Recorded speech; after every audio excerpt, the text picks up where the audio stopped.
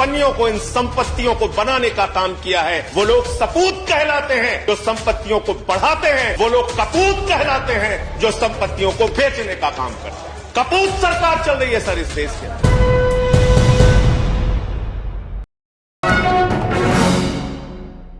संजय सिंह का यह भाषण अभी आपने सुना। प्रधानमंत्री नरेंद्र मोदी के सामने जिस तरह से उनकी आंखों में आंख डाल करके संजय सिंह राज्यसभा में दहाड़ते हुए नजर आए और हर मामले को लेकर जिस तरह से उन्होंने साफ साफ प्रधानमंत्री मोदी पर हमला बोला, तो शायद उसी का यह नतीजा है जो आज वो भुगत रहे हैं। 2 बार जिस तरह से उन्हें सस्पेंड किया गया सदन से, क्योंकि उन्होंने अडानी का मामला उठाया, उन्होंने मणिपुर का मामला उठाया और उस पर उन्हें चेतावनी दी जाती रही बार बार कि इस मुद्दे पर आप बात ना करें, अडानी का मामला ना उठाएं, लेकिन वो बार बार उठाते रहे। और उसके बाद आपने देखा जिस तरह से चार्जशीट में उनका नाम डाला गया और उनके एहतजाज के बाद उस नाम को डिलीट किया गया, लेकिन उसके बावजूद 85 लाख का ऐसा मामला उन पर बनाया और आज उसको लेकर के उनके घर पर रेड डाली गई। उनके बुजुर्ग पिता को ईडी के लोग ले जाते हुए नजर आए, जिसको लेकर सोशल मीडिया में कहीं ना कहीं कोहराम मचा हुआ है, लोग सवाल खड़ा कर रहे हैं। उसके साथ ही उनके पिता का एक स्टेटमेंट भी वायरल हो रहा है, जिसको लेकर के लोग तारीफ कर रहे हैं और ये कह रहे हैं कि असल में 56 इंच का चौड़ा सीना इसी को कहते हैं। जाहिर सी बात है 2024 की ये सारी तैयारियां हो रही हैं। कल आपने देखा जिस तरह से स्वतंत्र पत्रकारों के घरों पर सुबह से ही दिल्ली पुलिस की स्पेशल सेल का छापा और उसके बाद गोदी मीडिया के जरिए ये साबित करना कि ये तमाम लोग देशद्रोही हैं, इसीलिए इनके ऊपर यूएपीए के तहत मुकदमे दर्ज किए गए हैं, चाइना के लिए काम करते हैं और उसमें किस तरह के फर्जीवाड़े किए गए। अभिसार ने जिसका अपने आप को सफाई दी और यह बताया कि मैं न्यूज़ क्लिक का मालिक नहीं हूं, जो आरोप मेरे ऊपर लगाया जा रहा है ये सरासर बेबुनियाद और गलत है।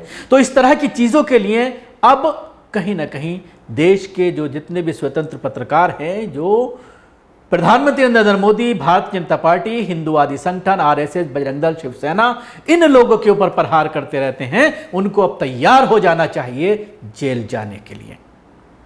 लेकिन एक चीज अवाम को भी समझने की जरूरत है कि इस तरह के स्वतंत्र पत्रकारों के ऊपर हमला ये सिर्फ पत्रकारिता पर या पत्रकार पर हमला नहीं है, बल्कि ये आम नागरिक पर हमला है।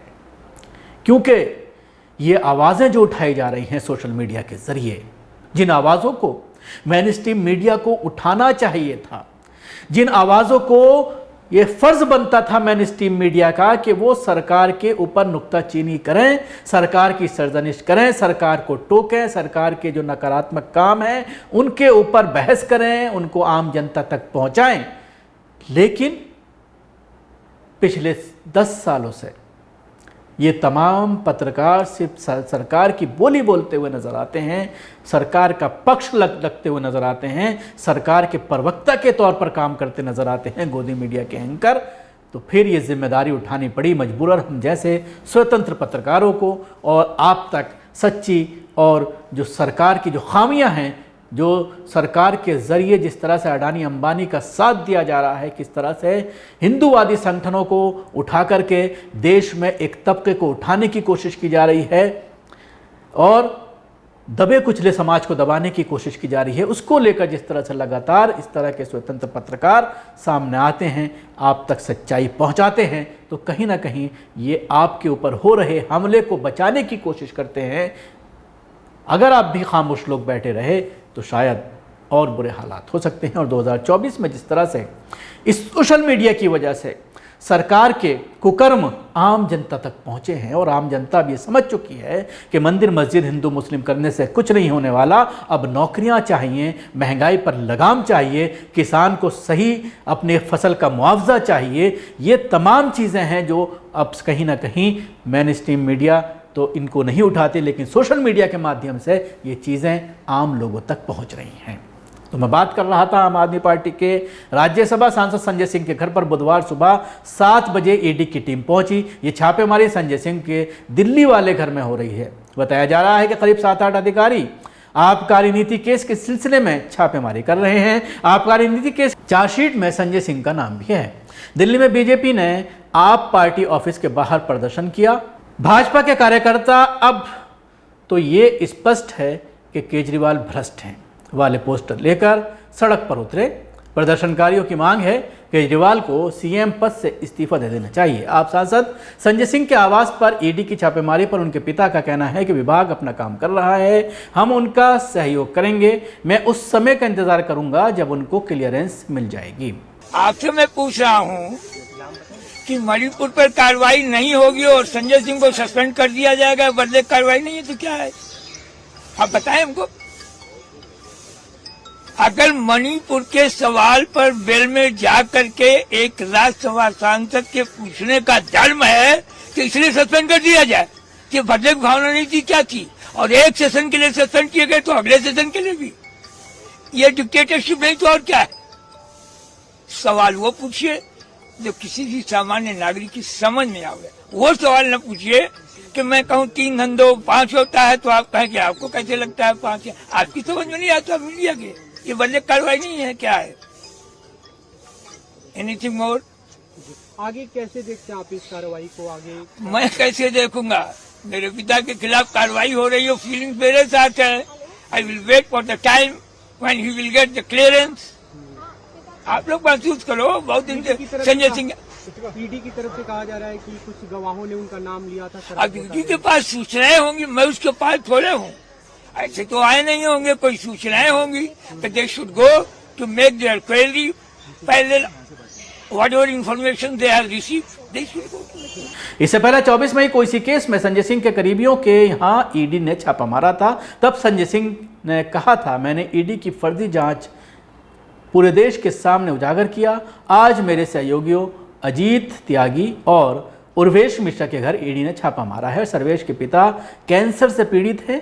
ये जुर्म की इंतहा है, चाहे जितना जुर्म करो लड़ाई जारी रहेगी। संजय सिंह के घर पर ईडी की छापेमारी को लेकर आम आदमी पार्टी ने कहा है कि संजय सिंह अडानी के मुद्दे पर लगातार सवाल उठाते रहे हैं और इसी वजह से उनके आवास पर छापेमारी की जा रही है।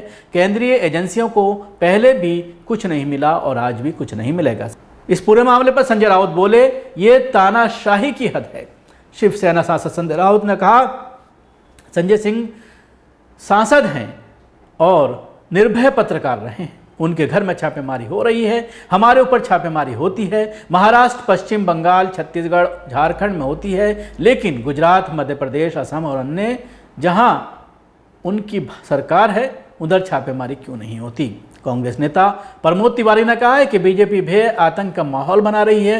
कांग्रेस नेता प्रमोद तिवारी ने कहा कि बीजेपी सरकार तानाशाही रवैया अपनाकर जोर जबरदस्ती दमन, भय और आतंक का माहौल पत्रकारों के खिलाफ और उन नेताओं के खिलाफ कायम करना चाहती है जो विरोधी दल के हैं, विशेषकर जो इंडिया गठबंधन से जुड़े हैं। जिस तरह संजय सिंह के यहाँ छापेमारी हो रही है वो निंदनीय है।